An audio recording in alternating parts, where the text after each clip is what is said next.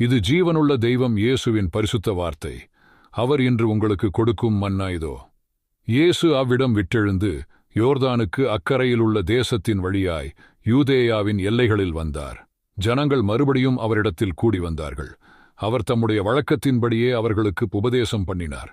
அந்த நேரம் பரிசேயர் அவரை சோதிக்க வேண்டுமென்று அவரிடத்தில் வந்து, புருஷனானவன் தன் மனைவியை தள்ளிவிடுவது நியாயமா என்று கேட்டார்கள்.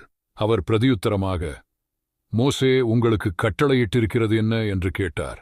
அதற்கு அவர்கள் தள்ளுதல் சீட்டை கொடுத்து அவளை தள்ளிவிடலாம் என்று மோசே உத்தரவு கொடுத்திருக்கிறார் என்றார்கள். இயேசு அவர்களுக்கு பிரதியுத்தரமாக, உங்கள் இருதய கடினத்து நிமித்தம் இந்த கட்டளையை உங்களுக்கு எழுதிக் கொடுத்தான். ஆகிலும் ஆதியிலே மனுஷரைச் சிருஷ்டித்த தேவன் அவர்களை ஆணும் பெண்ணுமாக உண்டாக்கினார்.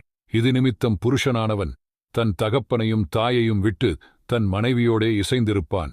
அவர்கள் இருவரும் ஒரே மாம்சமாயிருப்பார்கள். இவ்விதமாய் அவர்கள் இருவராயிராமல் ஒரே மாம்சமாயிருக்கிறார்கள். ஆகையால் கடவுளாகிய இயேசு இணைத்ததை மனுஷன் பிரிக்காதிருக்க கடவன் என்றார். பின்பு வீட்டிலே கடவுளாகிய இயேசுவின் சீஷர்கள் அந்த காரியத்தை குறித்து மறுபடியும் அவரிடத்தில் விசாரித்தார்கள்.